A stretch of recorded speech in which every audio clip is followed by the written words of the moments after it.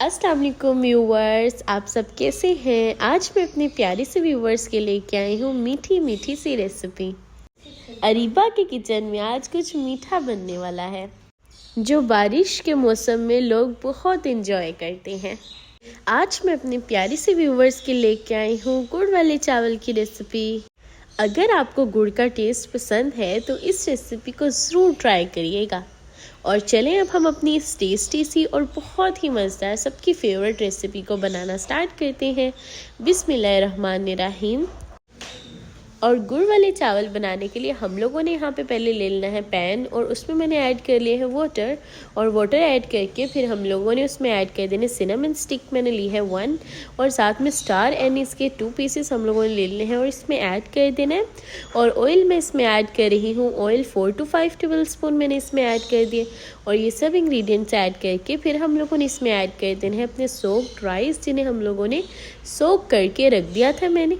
और अब उसे हम लोगों ने ऐड कर देना है इसमें, और इसके बॉयल होने तक हम यहाँ पे बॉयल करके तो फिर हम लोगों ने यहाँ पे ले लेना है गुड़। यहाँ पे देखिए मैंने गुड़ ले लिया है 500 ग्राम, और गुड़ लेके इसमें हम लोगों ने 1.5 कप वाटर इसमें ऐड कर दिए। और देखिए यहाँ पे जो हमारा गुड़ है वो अच्छे से मेल्ट हो चुका है और ये हमारा सिरप रेडी हो चुका है। अब हम लोगों ने हमारे जो राइस है वो भी बॉईल हो चुके हैं, और अब हम लोगों ने इसे रेडी करना है। और अब हम लोगों ने इसे लगाना है सौंफ का तड़का। और सौंफ का तड़का लगाने के लिए यहाँ पे हम लोगों ने ले लिया है 5 to 6 टेबल स्पून प्योर घी हम लोगों ने इसमें ऐड कर दिए। और फिर मैंने इसमें ऐड किया ग्रीन कार्डमम 5 to 6 पीसेस हम ऐड करेंगे। और फिर हम इसमें ऐड कर देंगे फेनिल सीड्स, जैसे कि सौंफ हम इसमें ऐड कर देंगे 1 टेबल स्पून। और फेनिल सीड्स ऐड करके अब हम लोगों ने इसे कुछ सेकंड के लिए अच्छे से सोटे कर लेना है। देखिए इस तरह से सोटे करके फिर हम लोग इसमें ऐड कर लेंगे। यहाँ पे मैंने स्टेनर ले लिया, और स्टेनर से अब हम इसमें ऐड कर देंगे अपना जैगरी वाला सारा सिरप ऐड कर देंगे। जो गुड़ वाला हमने सिरप रेडी किया था वो हम इसमें ऐड कर देंगे। और सिरप ऐड करके साथ में ही हम लोगों ने इसमें अपने राइस भी ऐड कर देने हैं, जिन्हें हम लोगों ने बॉयल कर लिया था। और देखिए यहाँ पे राइस को ऐड करके अब हम लोगों ने इसमें अच्छे से मिक्स कर लेना है। और राइस में हम लोगों ने अपने जो गुड़ है उसे हम लोगों ने ज़्यादा कुक नहीं करना, हम लोगों ने सिर्फ उसे मेल्ट करके तो हमने इसमें ऐड कर देना है। और वहाँ पे हम लोगों ने राइस को अच्छे से कर लिया। तो अब हम लोगों ने यहाँ पर ले लेने हैं कुछ ड्राई फ्रूट्स, जैसे कि यहाँ पे मैंने कैश्यू लिया है, आलमंड्स लिए हैं, सब हम लोगों ने ड्राई फ्रूट्स इसमें ऐड कर देने हैं अपने पैन में। और पैन में मैंने 2-3 टेबल स्पून इसमें घी ऐड किया है। और ऐड करके घी तो हम लोगों ने इसे अच्छे से अब इसे सोटे कर लेना है। देखिए इस तरह से बस अब हमने सोटे करके साथ ही अपने इसमें पैन में ऐड कर देना, जिसमें हमने अपने राइस को अच्छे से मिक्स करके ऐड कर दिया था।